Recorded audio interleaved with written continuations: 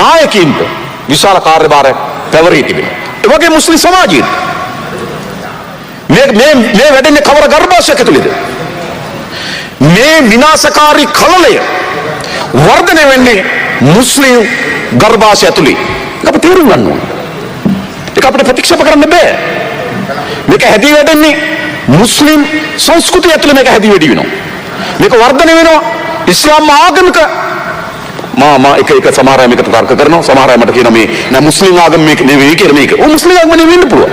හැබැයි ඒක තමයි මේක මුස්ලිම් ආගමික අන්තවාදය වෙන්නේ. හැබැයි ඒ ආගමික තොටිල්ල තමයි මේක වර්ධනය වෙන්නේ. ඒ වගේම මේක සැඟවෙන්නේ ඒ ජන ප්‍රජාව ඇතුලේ. ඒ නිසා මේක වර්ධනය වීමෙන් පෝෂණය වීමෙන් තිබෙන්නේ මුස්ලිම් සමාජය ඇතුලේ සමාජය කියන ගර්භාෂය ඇතුලේ.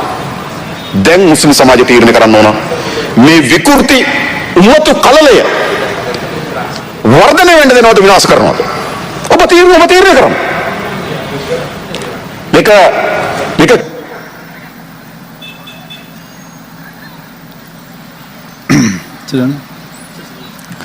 அன்புக்குரிய சகோதரர்களே, எங்களுடைய கௌரவ ஜனாதிபதி வேட்பாளர் அனுரகுமார் திசாநாயக் அவருடைய பேச்சை நீங்கள் கேட்டீர்கள். இது பாராளுமன்றத்தில் அவர் பேசின பேச்சு. அவர் சொல்லுகிறார், அழிவை கொண்டு வருகின்ற அழிவு மிக்க முஸ்லிம் தீவிரவாதம் முஸ்லிம் கருவறைக்குள்ளே இருந்துதான் உருவாகிறது.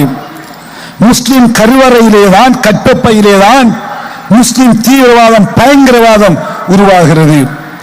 முஸ்லிம் சமூக கலாச்சாரத்துக்குள்ளேதான் இது வளர்ச்சி பெறுகிறது. முஸ்லிம்களுடைய கலாச்சாரம் என்பது பயங்கரவாதத்தை வளர்க்கின்ற ஒரு கலாச்சாரம்.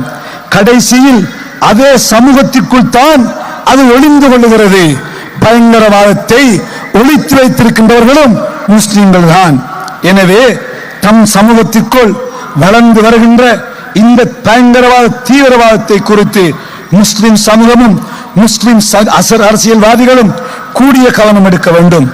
முஸ்லிம் சமூகத்திற்குள் இருக்கும் இந்த பயங்கரவாதத்தை தீவிரவாதத்தை அழிப்பதா இல்லையா இன்னும் வளர விடுவதா என்பதை முஸ்லிம் சமூகம்தான் தீர்மானிக்க வேண்டும் என்று அவருடைய